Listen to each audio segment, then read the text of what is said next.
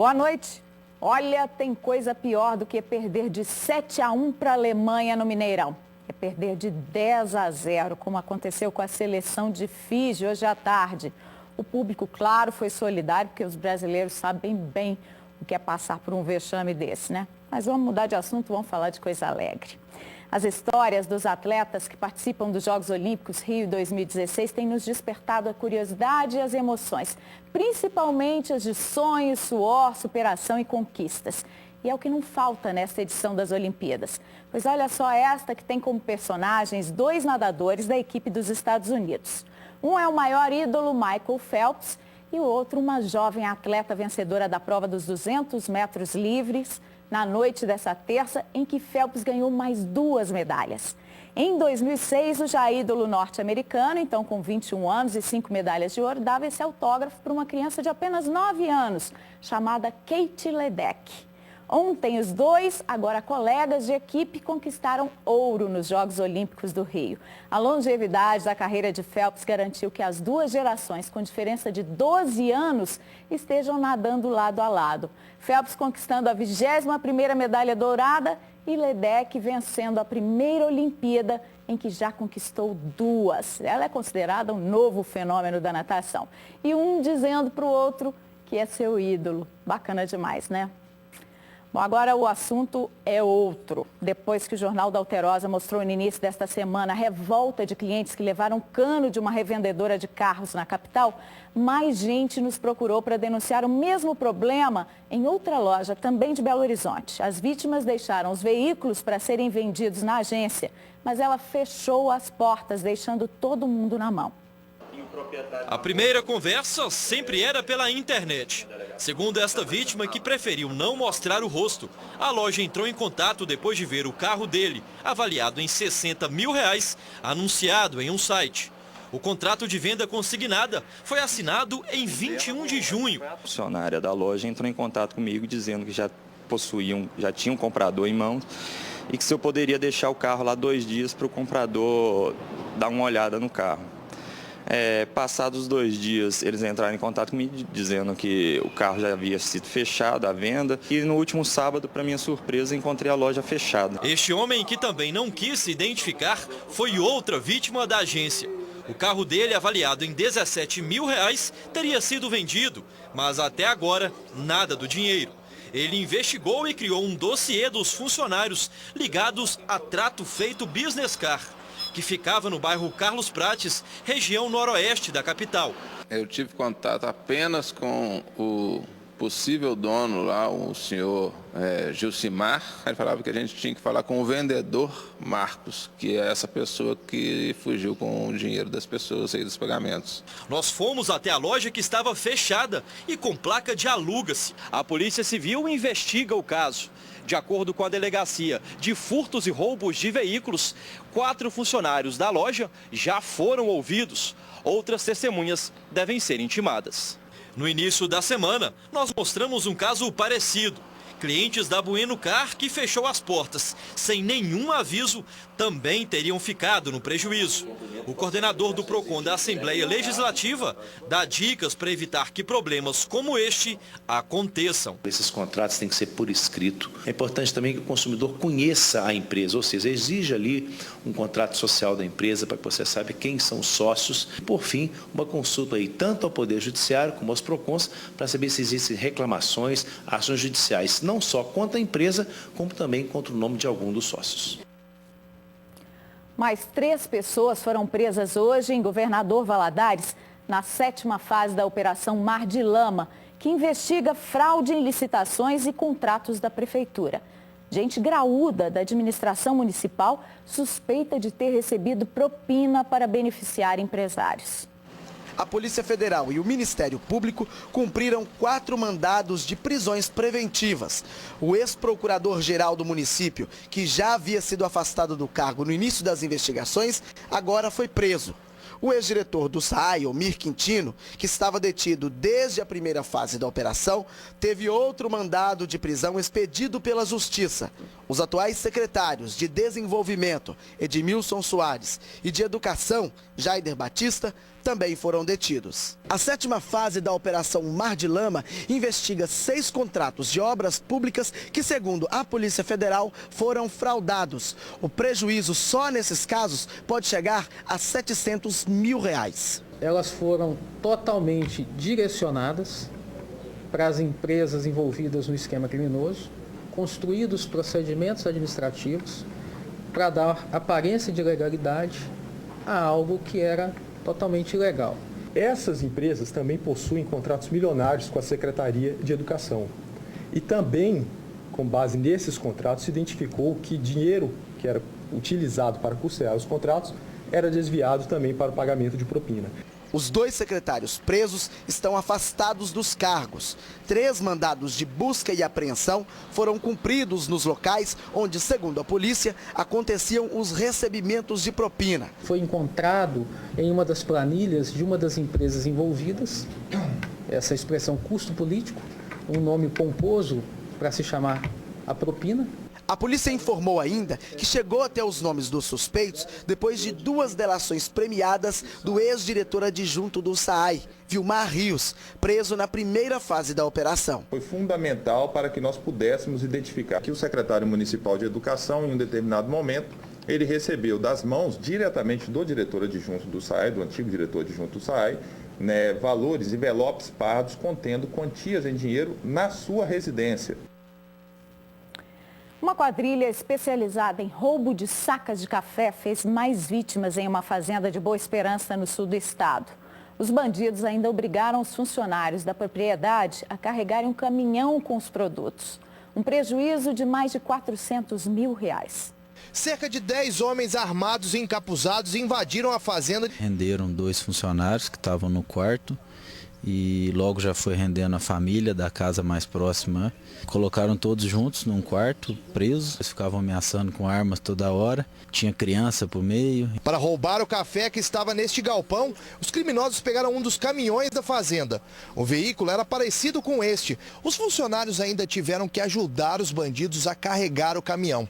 Eles colocaram cerca de 11 mil quilos de café a granel, que ainda não havia sido ensacado, e mais 60 sacas na carroceria do veículo. Os bandidos ainda pegaram o carro de um dos trabalhadores rurais. Por volta das 10h30, 11 horas da noite, o caminhão deixou a fazenda e eles continuaram aqui até 3 horas da manhã. E ameaçaram o pessoal que eles não eram para tentar fugir e sair do quarto até às 5 horas. Depois que os bandidos trancaram os funcionários, eles jantaram na casa das vítimas.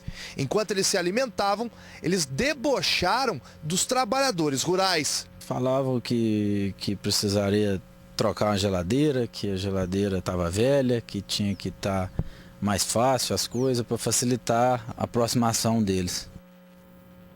A gente vai mostrar agora a situação de uma rua do bairro Bonanza, em Santa Luzia, que é precária. Tudo por causa da falta de pavimentação.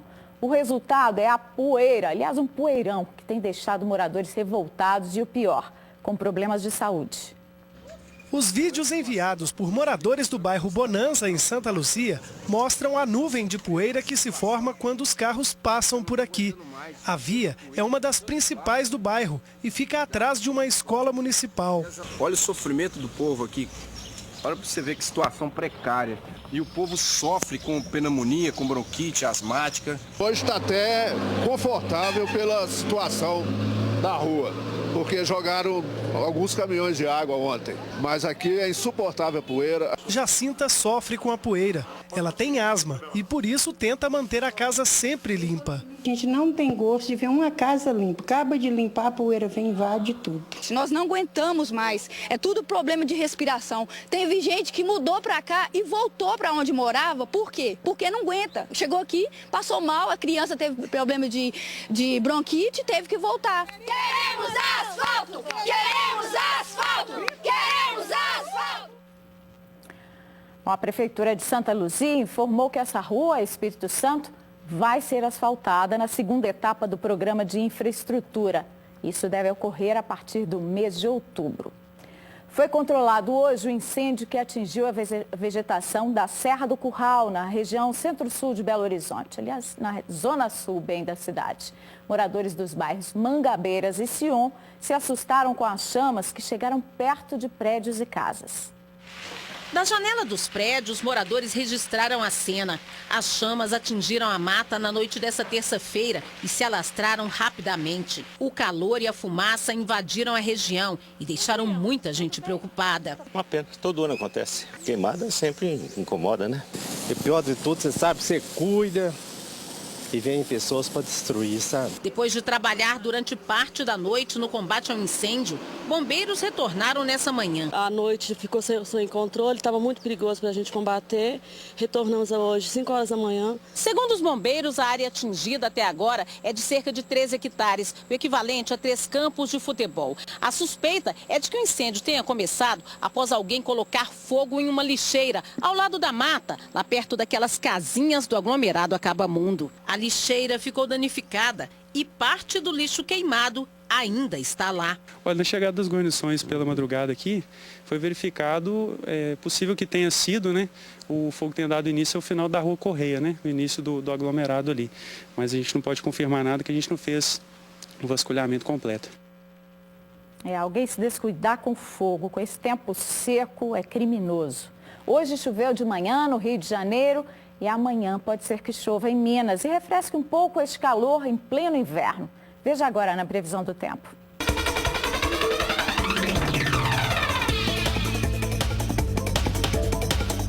A frente fria que chega ao litoral fluminense aumenta a nebulosidade aqui em Minas. Pode chover fraco no leste, na zona da mata e no centro do estado, melhorando a qualidade do ar. Nas outras regiões, sol forte e índices de umidade baixos. Em Belo Horizonte, mínima de 15, máxima de 26 graus. Em Guiricema, a temperatura deve variar entre 18 e 23 graus. Dos 13 aos 25 graus em Itapecerica. Em Piuí, os termômetros devem oscilar entre os 11 e os 23 graus. E em Berilo, mínima de 15, máxima de 30 graus. Vans que estariam fazendo transporte ilegal de passageiros ocupam até pontos de ônibus na Avenida Olegário Maciel, no centro de Belo Horizonte. A denúncia é do nosso telespectador Adilson Batista, que gravou imagens dos veículos que, segundo ele, ficam estacionados um atrás do outro todos os dias, na altura do cruzamento com Rua Tupinambás. As vans tomaram conta dos pontos de ônibus, virou terra de ninguém. Brincadeira, olha aí pra vocês verem, olha, as vans tomaram conta dos pontos de ônibus. Os ônibus param na dupla, descarregar os velhinhos. A polícia não faz nada em Belo Horizonte mais.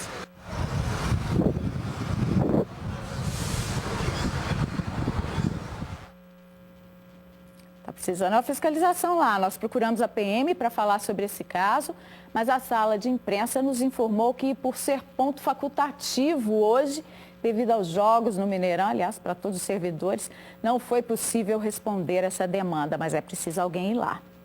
A Prefeitura de Juiz de Fora e o Governo do Estado vão responder a uma ação do Ministério Público por causa da epidemia de dengue deste ano na cidade da Zona da Mata Mineira. O Ministério Público alega a omissão do município como fator determinante para esse descontrole da doença transmitida pelo Aedes aegypti.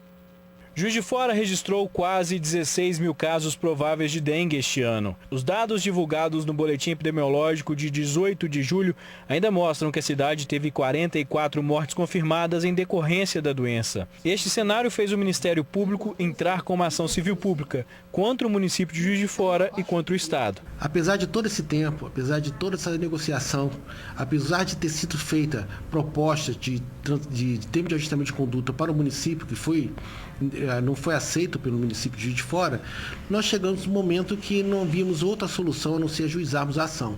Nós já estamos no meio de 2016. A ação pede que a Justiça determine que o município adote medidas administrativas necessárias para o combate à dengue. Entre as ações propostas estão a disponibilização de 221 agentes de combate a endemias, a criação do cargo de agente supervisor e a regulamentação da jornada de trabalho. As medidas visam garantir que pelo pelo menos 80% dos imóveis da cidade sejam visitados. Segundo a ação do Ministério Público, no primeiro bimestre de 2016, mais de 88% deixaram de ser visitados. Em março e abril, o número caiu um pouco, 87,9% não foram visitados. Já no terceiro bimestre, as visitas foram ainda mais baixas e 93,19% dos imóveis não receberam um agente de endemias. O governo do estado também é citado na ação do Ministério Público. Nós descobrimos que o estado não está divulgando de forma correta os relatórios feitos pelos seus próprios agentes de endemia. A própria Superintendência Regional estava cobrando deles que eles fizessem relatórios resumidos, conforme narrado na petição inicial, ao invés de apresentar um relatório discriminando tudo o que estava acontecendo.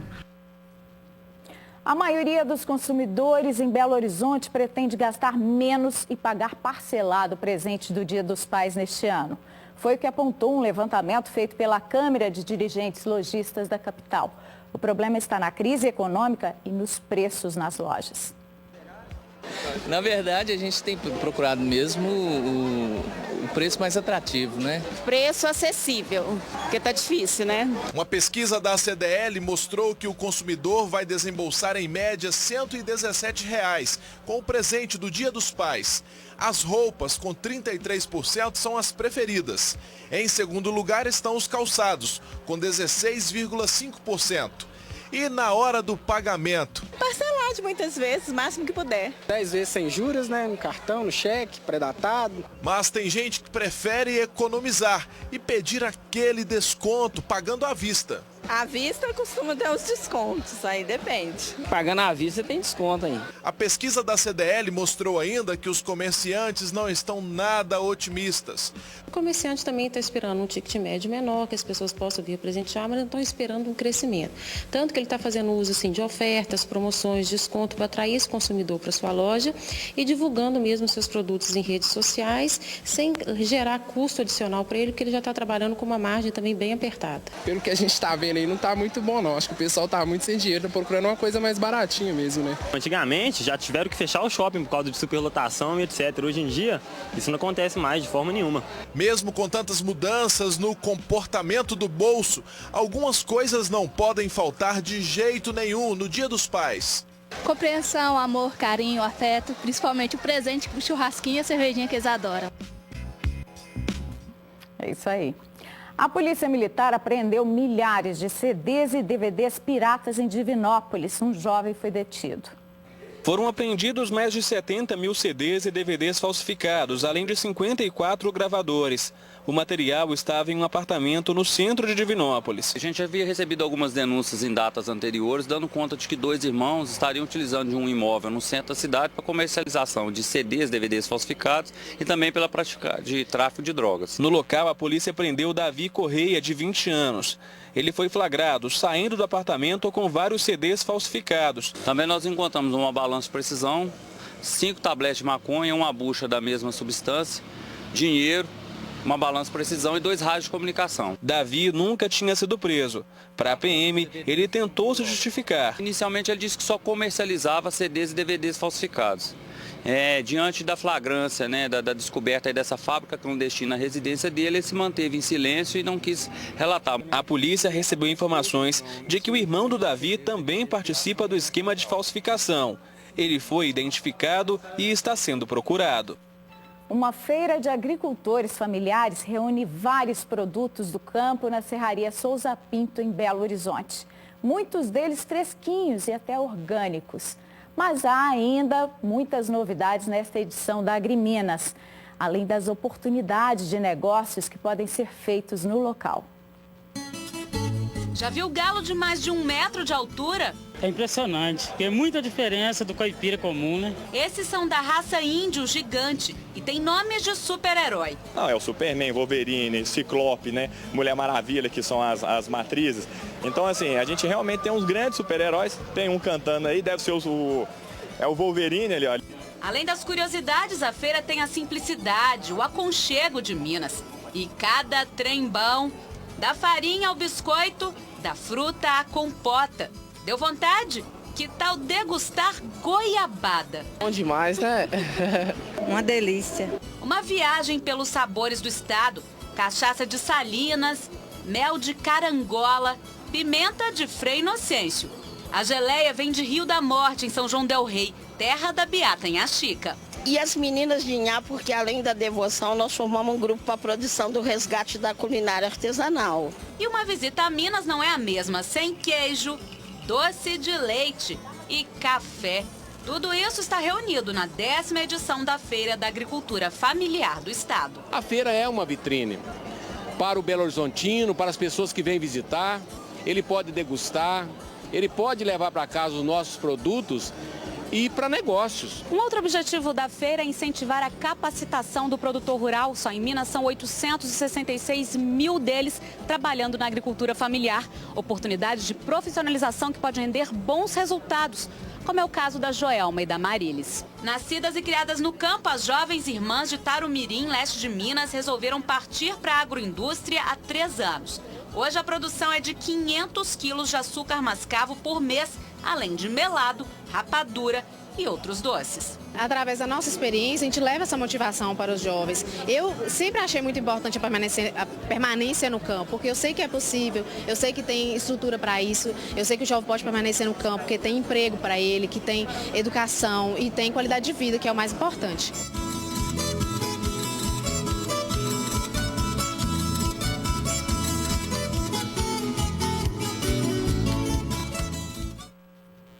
Então, olha, a Feira Agriminas vai até domingo na Serraria Souza Pinto. Todas as informações você encontra na nossa página na internet alterosa.com.br/JA.